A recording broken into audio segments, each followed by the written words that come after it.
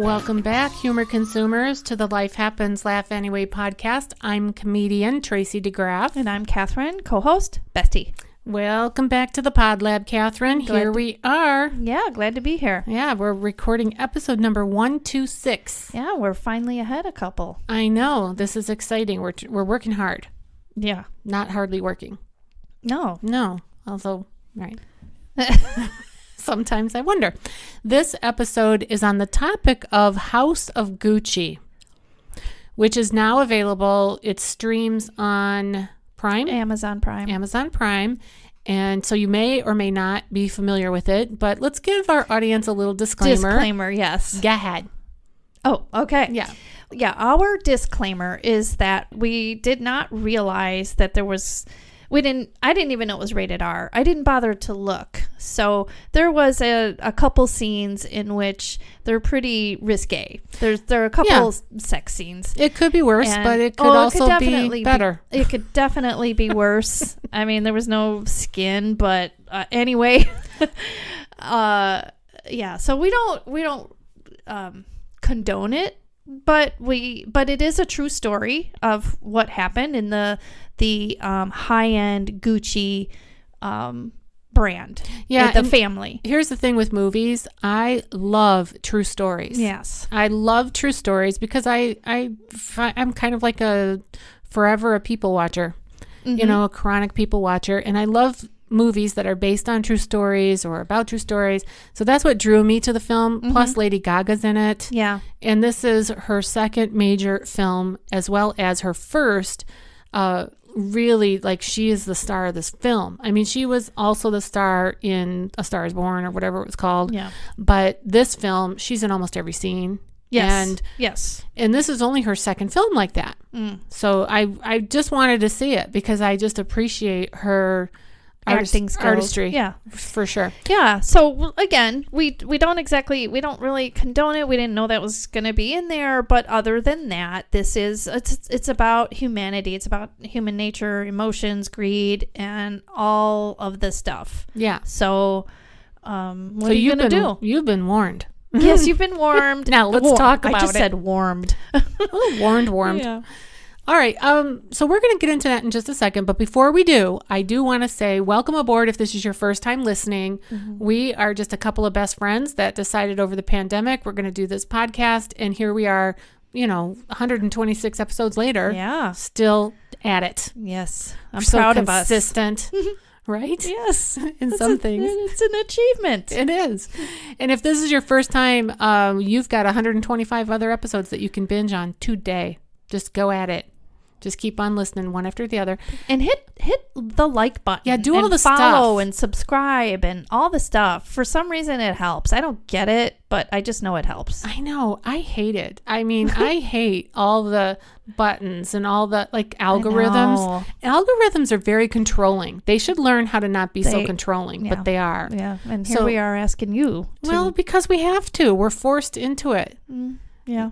Somehow it helps other people to find us if you comment, like, share, blah, blah, blah. So just do it, please. And we also have sponsors. Tell our listeners about our sponsorship. Our sponsors help us to move forward in this endeavor and this ministry.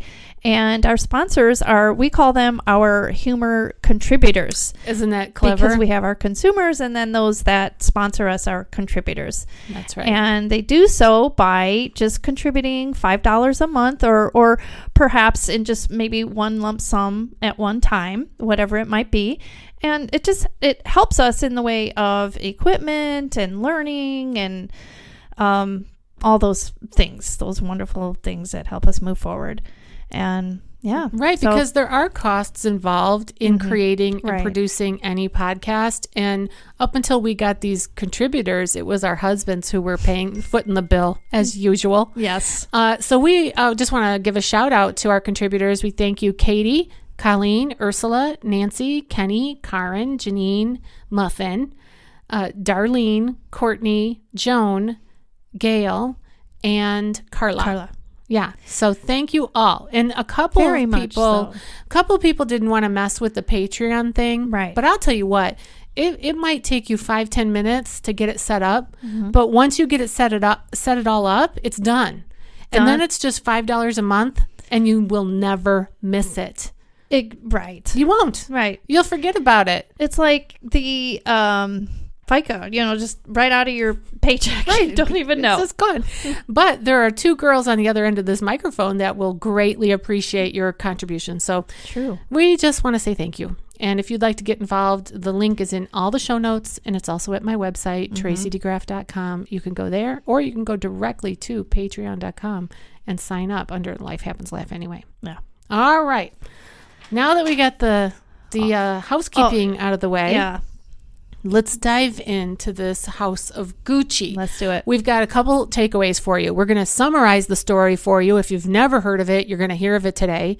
And you may want to just hit pause and go watch the movie first and then come back, because we're going to give the, whatever they call those, the reveals or the... It's the spoiler. Spoiler. We'll basically give you a spoiler alert. Because we're not going to hold back. We're know. just going to let you know what happened. So if you want to watch it first and then come back and listen, or just listen and watch it again. Okay, so we're going to give a summary of the story of what happened in the Gucci family. We're also going to share lessons from the story. Things that we pulled out as we watched it, what we felt like the lessons were for humanity. And then finally, we're going to talk about how you can apply those lessons to everyday life, in terms of, just how we live. We do have a call to action, so stay tuned for that. And as always, we have an inspirational close. We close every podcast pointing you to Jesus, because that's where we all need to be pointed to. That's right. All right, Cathrine, I've just arrived on planet Earth. I'm a complete alien. I've never heard of Gucci. Tell me, in your words, a summary of this story. Oh, she's got to take this. I don't have to take it. I'll this take is it. Ellis. Just take it. Oh my goodness. Here we go. Her daughters call every time we I record. know. Hello, daughter. Hi. You're on speaker. Well, I'm going to put you on speaker. Hold on. Tell her we're recording. We are recording. We're in the middle of a recording, so you're going to be on it. Yeah. Okay. I was just I think we're gonna celebrate my birthday this weekend. Oh, this weekend? Yeah. Not next weekend? Oh wait. No, because next weekend We'll be gone. Joel and Vale's housewarming, isn't it? Yeah, are you going? Yeah. Oh, I didn't know that. It's a party. Yeah, I was Oh, invited. are you guys driving home? That's 4 hours away. Well, 3 hours away. Okay, we'll talk about that part later. Okay. But anyway, yes, okay, this weekend. I have foot surgery tomorrow, so it might not be that helpful. She wants us to make garden beds with her, for her. Oh, I see. Yeah. Okay. Okay, I'd probably do it like Sunday. Oh, That's what I was thinking. not Saturday? Well, we could do Saturday. Yeah, we have small groups on Sunday, so it will be cut very short. Okay. Okay. Is there anything else? Because I'll call you back. Yeah, you can just call me back. Aren't you working today? No, I'm not home today. Okay. All right, honey. I'll call you back. All right. Love you. Love you too. Bye. Bye. Okay. We're back. We're back. We were never really gone because No. you heard the whole conversation. I'm not sure if I'll edit it out That's or up not. to you. But, we're waiting on a phone call because Cathrine is having a minor outpatient surgery on her foot tomorrow. So she's waiting for her call time so they're going to tell you what time to be there. And I'm taking her. So we do have to figure that out. We do have to. And so I kept my phone on. I did not silence it, but I see Chico's is stalking me. Ooh, They're if they call. texting me. And I do feel like this. If your child calls you, answer the phone. I mean, I know that it can be not like a major crisis, but just answer it. Yeah. If you can. Well, and they think that Tristan has shingles, so I thought she was calling about that. Yeah. So Yeah, and that would be the second young person. My daughter-in-law yes, had just shingles. had it. Yeah. And I thought it was just an old person's thing, but apparently it can get around. I think it is more common after you're 50. Yeah, it is. Anyway. But okay, so anyway, let's go. All right, let's just reset. Mm-hmm. All right, Catherine. Yeah. Give a summary of this Gucci story. All right. So if you have never heard of Gucci, or maybe you just can't recall how you know it, Gucci was a family business that started they claim the 1400s, which is crazy, but in 1400s. Yeah, that's what I saw. Like they claim that when there were Gucci's in the Stone Ages. They were rolling rocks around going, that's a Gucci rock over there. Yeah. That's funny. But the actual business was established in the 1920s, and they specialized in very high-end leather goods, belts, wallets, shoes, and purses was luggage. Their main, luggage was their main claim to fame. And the family, there was the one brother, and he was a part owner, and then the other brother, I think their names were Aldo, and I forget the name of the main, some Italian name. Yeah. Anyway, they were two brothers who were in the business together, but the grandfather had actually started the business, right? And so this story that we're about to talk about is how there was a split in the family, and then the sons, which were cousins, how they came to be against one another, and especially the wife of the main shareholder comes to kind of like intervene and try to take the company to another level, but it actually just all falls apart. And then there is murder. And so I forget how to pronounce the husband's name. Maurizio. Mm-hmm. He is the husband of Patricia. Mm-hmm. And so her character in the movie is played by Lady Gaga. Right. And wow, what a performance. They all did great, by the way. They did. Yes. And she meets, how do you say his name again? Maurizio. Mm-hmm. She meets him in 1970, and they get married. And I think in this case, it's opposites attract. She's pretty undone. She's pretty risky, kind of on the wild side. He seems very, he's studying to be a lawyer. Even though he's got this family business he can go into, he's choosing to be a lawyer instead. Well, she's more, I would characterize her as more outgoing, and he would be more wallflowerish. Yes. Let's put it that way. Yeah. That's a perception of mine. Mm-hmm. And they met at a party. Mm-hmm.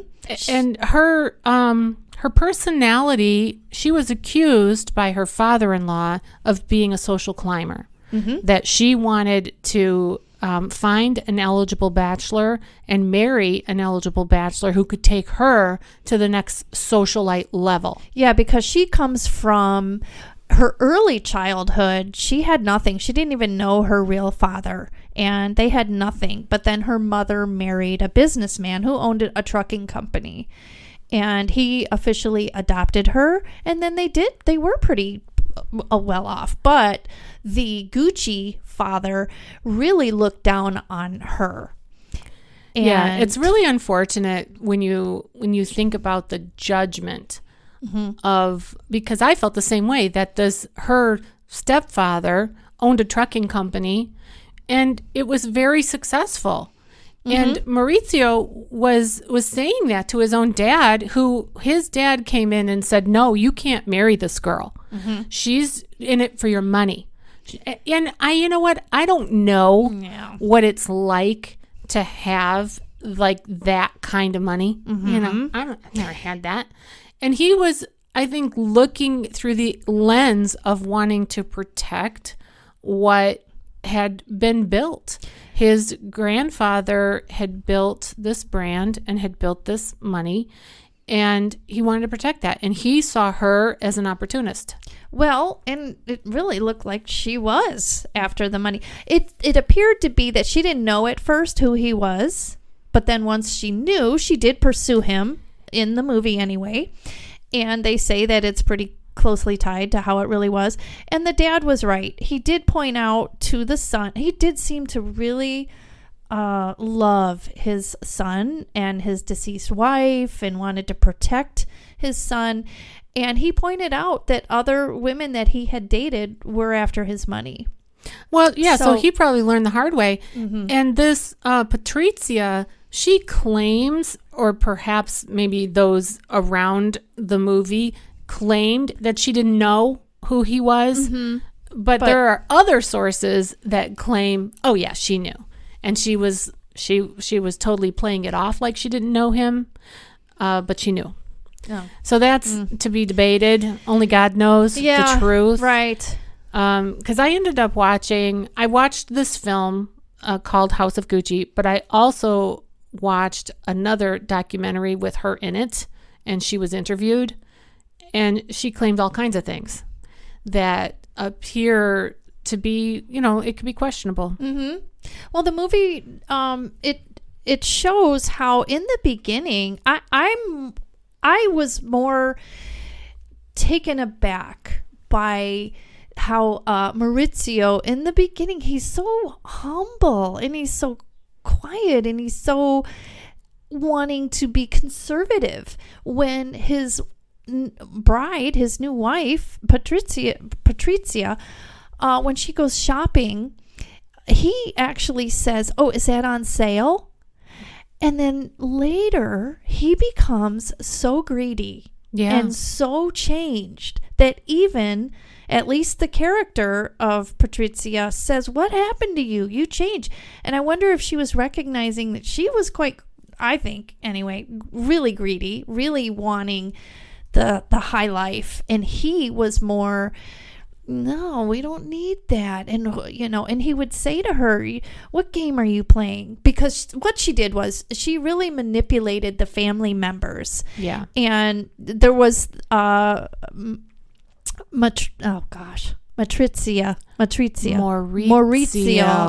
I don't know why I can't retain that. His cousin. Paolo.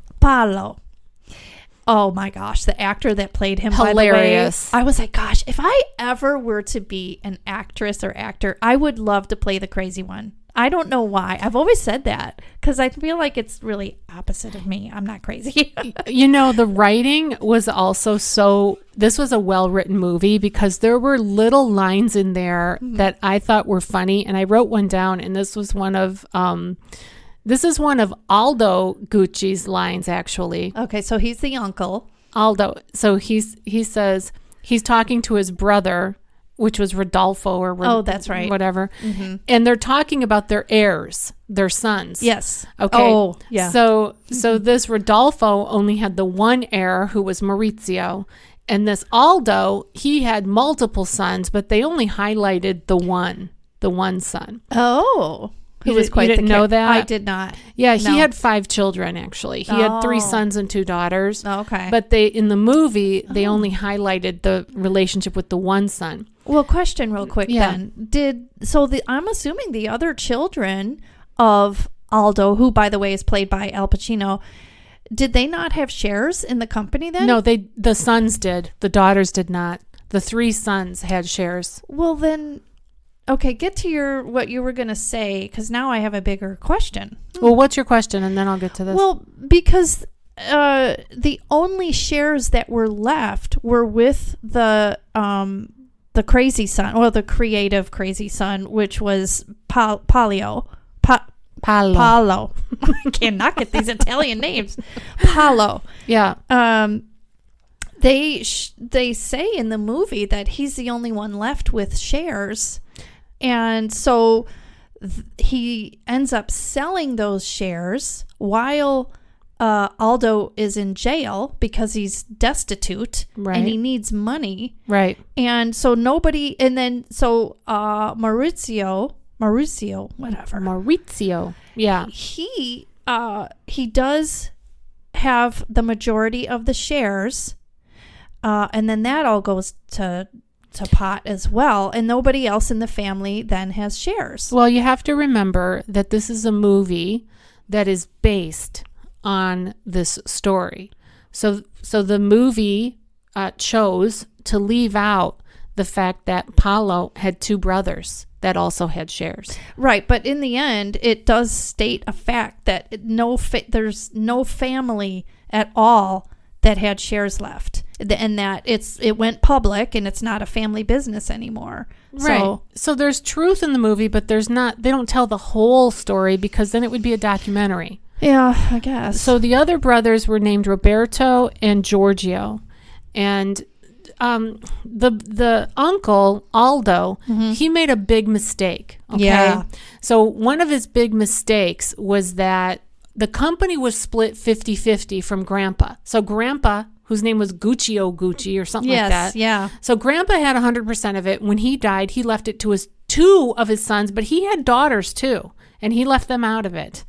Okay. And let's see. He actually had other sons too. He had Enzo, Aldo, Vasco, Rodolfo, Grimalda, and Ugo. Wow.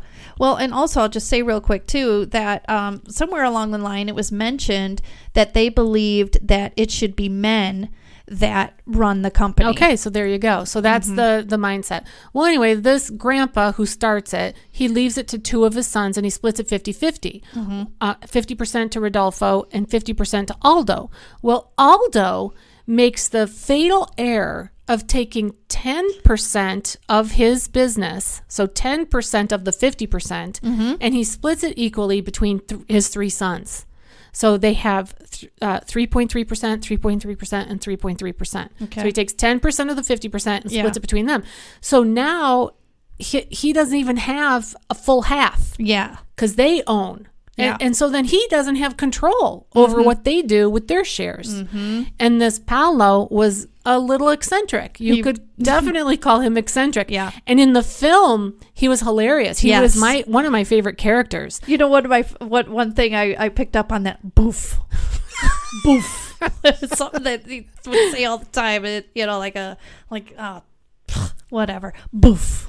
Yeah, and he wanted to be legitimized in the family of Gucci and the brand of Gucci. He wanted to be a designer of the clothes, of the bags, of the stuff.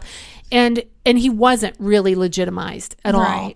Not by his father and not by his uncle. Absolutely not. And then on top of that, in real life, you had these other siblings that were involved and these other cousins that were involved. So here's the quote that I was starting with, several minutes ago. This is Aldo Gucci talking to his brother about his son. And he says, "Your son is a smart lawyer. Mine is an idiot, but he's my idiot." Yes. Oh, yes, that's right. But he's my... He says it in the end, too. Yeah. Yeah. Because what this Aldo was trying to do was he was trying to reunite his brother with Maurizio. Because what happened was the brother, Rodolfo, he cut off his son. He cut off Maurizio because he was going to marry Patrizia. Yes. And he came to Maurizio and he said, "Look, she's after your money. I've been down this road, and you shouldn't let her have it." Okay. And he says, "If you marry her, you're cut out of my will. You're cut out of the business, and we're done." And Maurizio said, "I love her. I'm going to marry her," and he left with nothing. Yeah. So then he goes to Patrizia and he says to Patrizia's father, who is actually her stepfather, who owns this trucking business, and he says, "I've been left with nothing. I have nothing to offer your daughter. I'm a student, a law student. I'm pursuing my degree in law, but I'm a hard worker and I love her. Would you give me a job?" So the father-in-law says yes. And that's when they're agreeing that they're going to get married. And right then, in that moment, you can see the love. You can. Between Patrizia The passion. and Maurizio. because he wouldn't leave what he left if it weren't for love. Yeah. Mm-hmm. And then she was fully loving him where he was. Mm-hmm. Okay. But then it takes a southern turn. It does. She, I think, is enamored, and she is seeing the uncle, especially. He plays an integral part, I think, in pulling her in. He says, "Come to New York. Yeah. Come be a part of this company." He is saying, we want this to grow. We want this to flourish. Be a part of this. My son's an idiot, but you're smart. Yeah. And so more and more, she's more attracted to that. And it just goes into a spiral. And at first, Maurizio, he's like I said earlier, he's more conservative. He at least appears to be more humble. Like, no, let's take it easy. And so I would say, though, that where it goes wrong is where Patrizia gets out of control. Yeah. And her greed seems to just snowball. And also Maurizio too, but more so, I think anyway, when he finally sees her for what she is. When Aldo does? The uncle, or when Maurizio does? No, when Maurizio does. Okay, yeah. When he finally sees his wife as who she is, what she's really after. And I think he goes back to who he really is, a Gucci.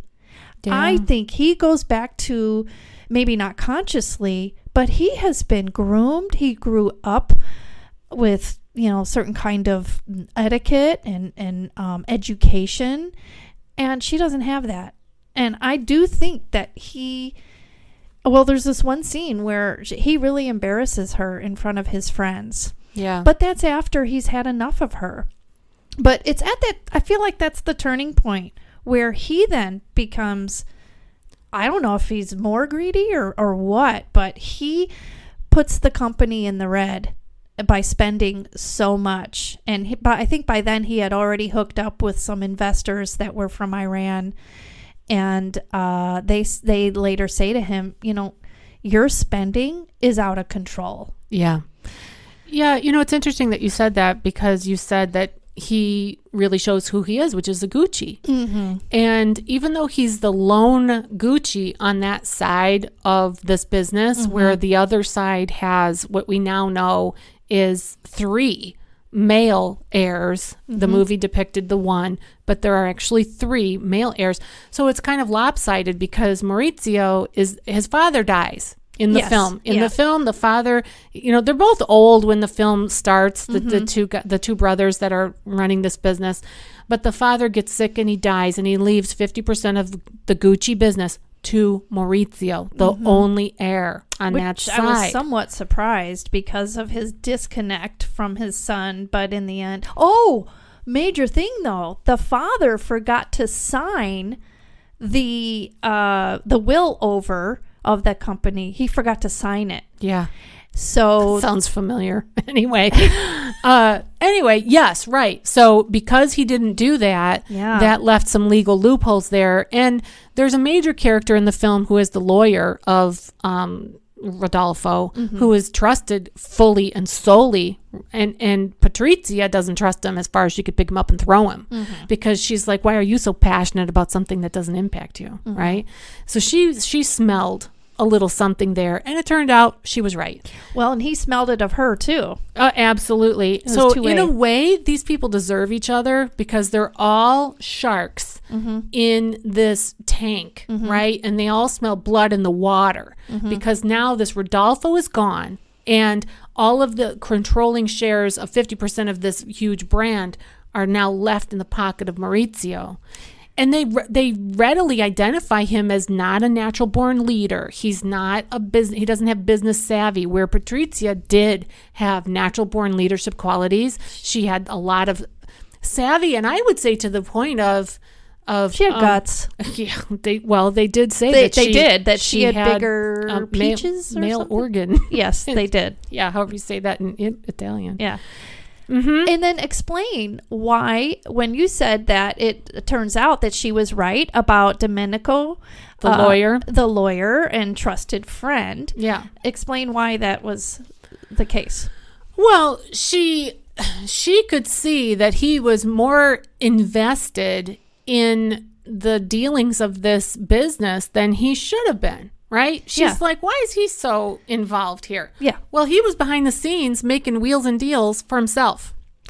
That's right. And he eventually then became the CEO of the company. Exactly. When they pushed Maurizio out. Exactly. And they offered to buy him out or whatever. And now because Aldo, and I really do think, I mean, obviously I can't get into the head of the actual guy of Aldo, but it seemed like he was really trying to keep this family together. I thought so, 100%. Right? I loved that he did say, yeah, my son's an idiot, but he's mine. I loved that line too. I did, yeah. And in the end, when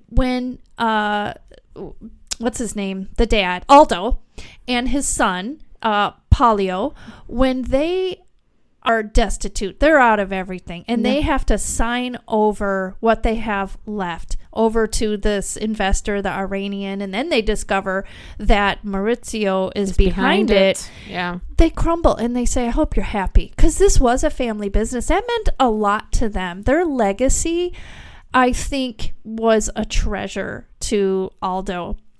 And so Aldo goes to jail, by the way, because of tax. I think you mentioned it. He had tax fraud. He did some fraud with the bank and stuff like that. But he gets out like a year and a half or whatever it is later.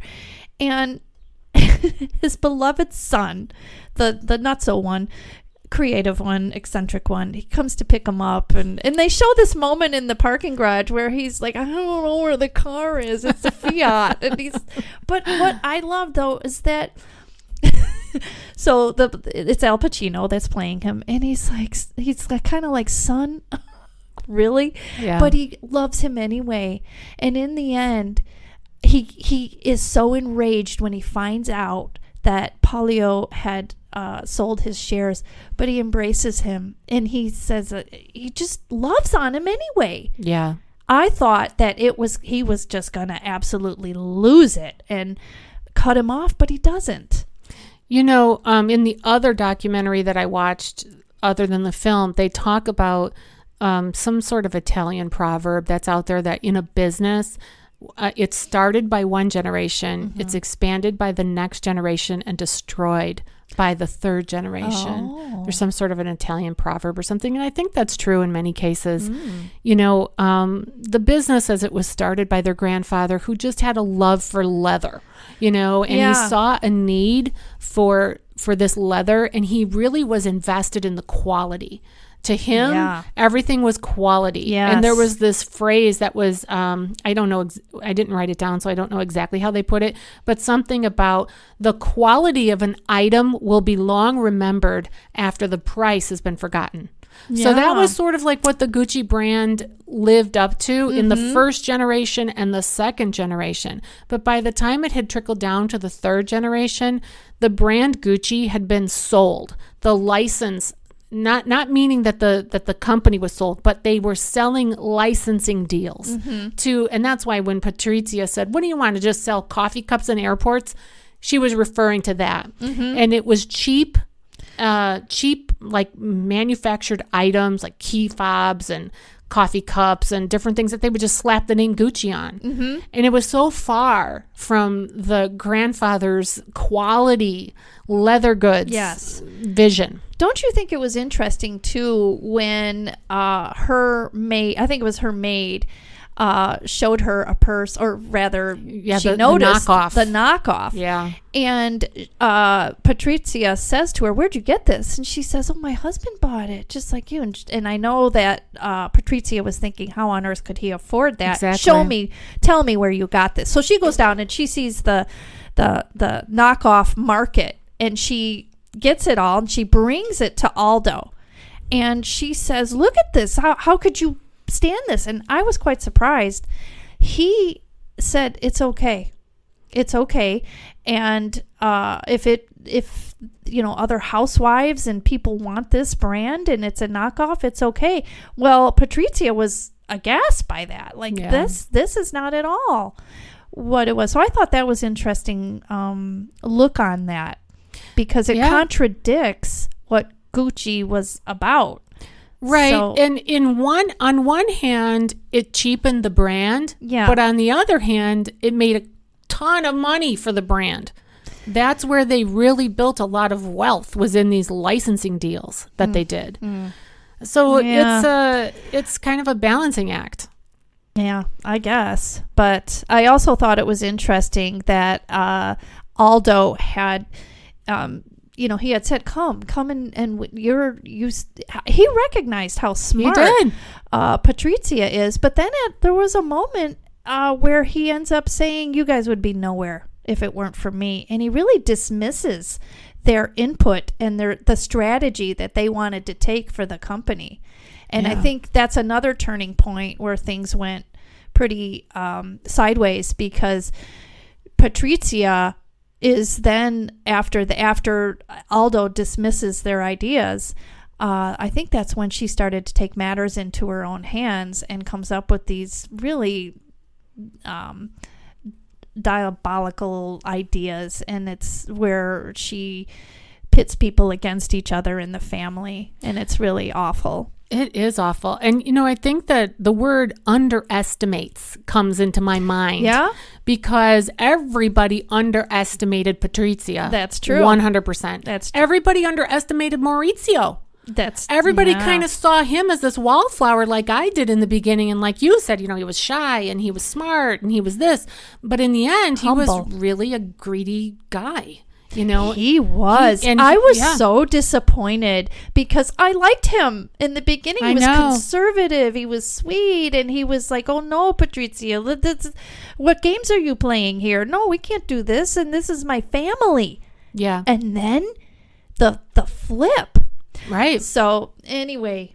And you feel bad for him, because he is the one that's murdered in the end. He is Spoiler alert. I was going to say he's that. Dead. He is the one that's murdered. Patrizia cannot stand to be separated from him, whether or not she really, really loved him or really, really loved the money. It's hard to say. She does. She's well taken care of when he wants a divorce. Her and her daughter, I don't know if they in real life had other children. They had 2 daughters total. Okay. Well, she's well taken care of, but she does not get to keep the name Gucci. And I think that sends her over the roof. He remarries, or at least has a girlfriend anyway, and she cannot stand it. So her jealousy and her rage, whether it was jealousy over money or love or both, what drove her to hire. So throughout the whole movie too, and in real life, she seeks out this medium, this like a tarot card reader, yes, like a mind reader. And she actually has like a relationship with her, a friendship, right? And this medium tells her, like what colors to wear and all these crazy things that are just nutso, and that's who she uses to get some hitmen. Well, she confides in this. Pina is her name in the movie. She confides in her all along. They build this friendship, so they've been together for years. Yeah. And every time she's got a little issue, she runs to Pina. Yes. What would you do? What would you say? How can I manipulate this? Yeah, because Patrizia wants to control everything. It's a control issue for her. Absolutely. And Pina, she basically says, well, let's put a spell on him. Yeah, right. And then finally, Patrizia says, the spells aren't working. It's not enough. We're going to have to murder him. I mean, it's ridiculous. Right. And that's what ends up happening is Pina has some relationship with some people that have, connections. Yeah, one guy's a pizzeria owner, but doesn't matter. Right. But they're involved with like people that do this, like murder for hire type thing. Yeah. So they have to plan to kill Maurizio. Mm-hmm. And sure enough, these thugs, what do you call them? Hitmen. Hitmen. These hitmen, they they spy on him, they get his routine, and then they just murder him in broad daylight on the steps of his office. And by the way, I find it so interesting that another very, very famous designer who is also Italian background, Versace, he's murdered on kind of not the steps, but in the front of his house in Florida. They're both high-end designers, totally different reasons for murder, but it all does go back to kind of craziness, but it's just interesting to me that was the demise of both of these designers. It's really unfortunate that, we were talking about lessons from the story, right? Yes. Oh, yeah. Right. We got to get to that. Let's just kind of right now insert what do you feel like from your gut are the lessons, the takeaways from this whole story? Because by the way, let me just fill in the blanks here just in case people are going, well, what happened to Patrizia? She ends up going on trial for the murder or the plot to murder for hire. And she does go to jail. She goes to jail for 18 years. She's out now and she's talking. Yeah. And she's, of course, saying that I didn't plan it, blah, blah, blah, whatever. And then there are others that go to jail, too. So the actual hitmen go to jail. The car driver and the guy who shot him go to jail. Pina goes to jail. So they all are caught. And they're caught on tape talking about it. The investigators, they catch them. Yeah. And Patrizia, she says later when she wants an appeal because she says that the brain surgery that she had in I think 1992 caused her to not be able to be mindful enough to plan a murder. Yeah, right. So she says that there's no way she could have done that. Did you know too she tried to commit suicide in jail by hanging herself with sheets? No, I didn't know that. Yeah, well, she wasn't successful when she was taken, obviously, because she's out now. But she and Pina were in the same jail for a while. Oh, no. Yeah, so those two were together. Why did they do that? I don't know. Okay. But anyway, lessons. What can we learn from the whole story?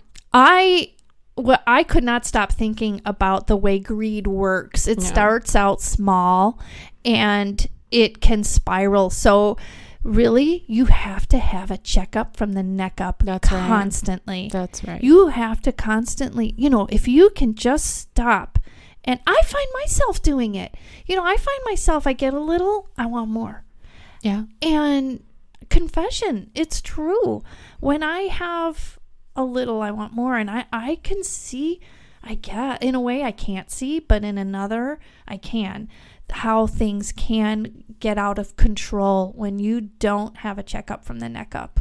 Do you know, I used to work for my church, and our pastor once said, who was in prison ministry, he would go to prisons and he would, meet with the men and talk with them and minister to them.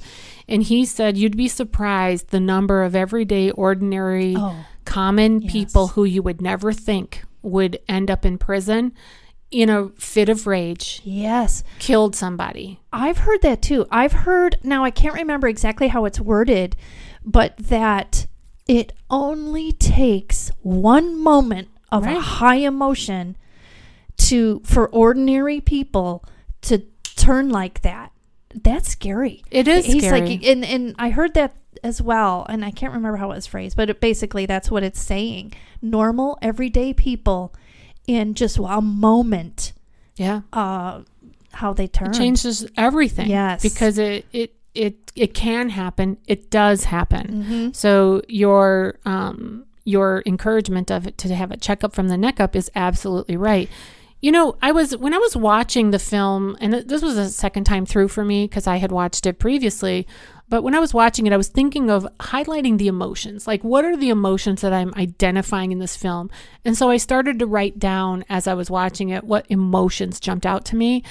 Love, for sure, jumped out. Success, money, which isn't an emotion, but there are emotional attachments to money that run deep. Yes. And when you don't have it, and then you do have it, and then you don't have it again, I think that's where Patrizia was. Yeah. Powerful women, especially, that I wrote down: ambition, pride, greed, judgment, abandonment. Patrizia was abandoned by her earthly father, and then she was abandoned by Maurizio. And I think that there's power in the emotion, of abandonment. I don't know how to attach a word emotion to it, but when you're abandoned, it stirs a whole bunch of stuff. So I think that a lot of these emotions it was just like a big soup of emotions. I would add to that too. If passion is an emotion, which I think it is, you mentioned love. And I do believe that there was love there, but the passion was pretty intense, I think. And I think that also, you got to keep that in check too. Jealousy, envy, bitterness, resentment, all of that, this whole story was just full of it. And I think that's what led to the final act. And, all the family, they were shocked when Patrizia did this. They knew that there was a divorce there, or that the proceedings were starting to get into place. They knew that there was a lot of stuff, but they never imagined that it would come to this. Oh. And, to this day, Patrizia, according to the doc that I watched after the movie, she doesn't have any relationship with her 2 daughters. Oh, no. Yeah, because she was taking money from them, too. Oh, my gosh. Yeah, so I think that she's really a piece of work. And I think that Patrizia, I think she defines herself through her own prism. You know what I mean? Like, she looks at things through the eyes of... She claimed that she did what she did for Gucci for Maurizio.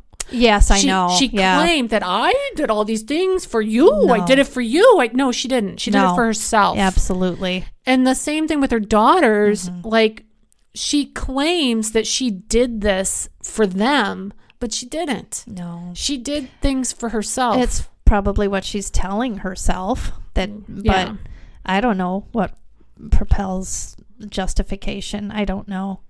Side note about, I'm sorry, finish your thought and then I'll go to the side note. No, it's all right. Well, side note about Lady Gaga and her portrayal of Patrizia. She did some sort of method acting type of thing where she got into the role. She was speaking in that accent for 6 months. Was she? Yeah. Wow, good for her. Yeah, and I thought she did a great job. Did you know, too, now that you're saying that, she did not want to sit and interview or talk with the real Patrizia because she wanted to study. And in her study of Patrizia and her character, she believes that Patrizia really did love Maurizio. Yeah. And that I don't know if that means that there wasn't the motivation of greed. I don't know, but she does believe that she loved him. But she said that she believed that she loved him because she married him when he had nothing, because he had been kicked out of the Gucci family. That's what she's basing it on. Well, that's what she said in this documentary thing that I watched, which is fine. That's fine that she had love for him then. But Maurizio didn't have nothing after his father died. So you cannot go back to, because he had nothing. That's why she, that it just proves that she still loved him. No, because now when the father died, he had plenty. Yeah. He had more than plenty. Well, so back to the fact that the father did not sign, Rodolfo, whatever his name was, did not sign over the will. There's accusations that Patrizia forged it, because in the very beginning of the film, it shows how she forged her father's signature, her stepfather's signature, and he's like, "Oh, you do that pretty good." She's like, Well, that of course alludes to perhaps she did that, but she says that Domenico, was the lawyer, did it. But I don't know how they got past that. In terms of, I don't know either how they got past that, but I would say this about the love issue in terms of, how Lady Gaga said that Patrizia loved Maurizio. There's no question about it and you had mentioned this word before too, that there's passion. So there's passion in love, and she very well may have loved him to the point of killing him, because she was so jealous that he was with this other woman, and she did not want him to marry her. She did not want him to have a family with her. I think that's possessiveness. Well, it is 100%. It's unhealthy. So you can love somebody in a very unhealthy way. And I can say that she didn't love him in the way that it was meant for her to love him as a man, as a husband, as a fellow human being, because nobody puts a hit out on somebody's life. When you just adore him, boom, you're dead. Yeah, no. And she claimed herself that it was all just like, I didn't mean it. She says, because she publicly went around and said, who's going to kill my husband for me? Like, there were witnesses in the trial that actually came forward and said, yeah, she would come into the laundromat and say, anybody in here want to kill my husband? Oh, she's nuts. Yeah, she's nuts. Yeah. So, well, maybe the brain, I don't know what brain issues she had and what surgery she had in 92, but maybe there was something really going on there that affected her logical thinking. I don't know. There's a lot of unknowns. Like, before we started this episode, we prayed, and one of the things that I said in the prayer was just, God, you know everything that happened in the story, and he knows all the motivations behind what happened. Not only does he know the facts of the case, but he can see the heart. That's right. So he knows the motivations behind the decisions that were made. Whether it be a decision to, like how Aldo made the decision to intentionally reach out to Maurizio and Patrizia and bring them back into the fold, right? He knows all the motivations behind that. Yeah. Was it really because of the family? He wanted them together, or was it for the business because he could see that Patrizia had business leadership skills, or was it because he needed for Maurizio to be on board with wherever he wanted to take the family, right? Because Maurizio would own then 50% of this company. Who knows? Yeah, who does knows. know? But definitely Aldo did see the potential that Maurizio had, for sure. He did. Yeah, but it seemed as though it was a little of both, that he wanted to take the company to another level and keep the company, but also keep the relationship, because they do seem to have had quite a strong bond. Yeah. And so in our third takeaway, Catherine, let's just briefly, what can you apply? How can you apply the lessons from this to everyday life? I think it goes back to doing the checkup from the neck up, kind of doing a self-examination of where your thinking is. And I think that if you can just pause whenever you can, whenever you're longing for something, or whenever your eyes are wandering, as I can't remember the scripture, but there is a lot to say about that. And I think that how we can apply that to our everyday lives is in prayer, and in just leaning on God and looking to where do we really get our fulfillment from the Lord. Yeah. Where do we really, when all of these things are gone, and material things, that is, earthly things, worldly things, what do we have left? Yeah. Well, if we have love, we have that. If we have the Lord, that our love comes from that, to be able to give it to one another. And I think that that's how we can apply that to our lives. I agree. It reminds me of that little phrase that I say oftentimes. You know what's coming. Yeah. I say this about mortgages, marriages, and puppies. It's always better to want something you don't have than to have something you don't want. Yeah. Yeah. Right? Yeah. Yeah. So, I think that's a valuable lesson for us, just to be mindful that while the world might be a shiny object out there that might distract us, it's so important for us to stay grounded in prayer, grounded in the Word of God. Absolutely. And grounded in humility. Jesus came to serve rather than be served. And he shows us what real humility truly is. Yeah. So speaking of Jesus, let's talk about the Word of God. We have a couple scriptures to share. Why don't you share the one from Ephesians 4? Okay, Ephesians 4. And it's 26, correct? Yeah, 26 and 27. In your anger, do not sin. Do not let the sun go down while you are still angry, and do not give the devil a foothold. That's so important. Very important. I was just saying that. Very Yes. important. Very VIP. important. Mhm. And then another one is Proverbs 15:27. It says, the greedy bring ruin to their households, but the one who hates bribes will live. I mean, it's just wise words. Our call to action from today's episode is to just, get a checkup from the neck up, as Catherine has been saying. Our Bible study leader, Linda, she always says that. Yes, she does. That's where we got it from. That's right. Well, this has been a fun episode. I think a great episode. It's been fun to learn about this family, and I wish them well. I mean, if you're listening, Gucci family, we wish you well. You never know. They might find us. Yeah, possibly. Yeah. All right. Well, you've been listening to the Life Happens, Laugh Anyway podcast. I'm still comedian Tracy DeGraff. I'm still Catherine. See ya. Bye.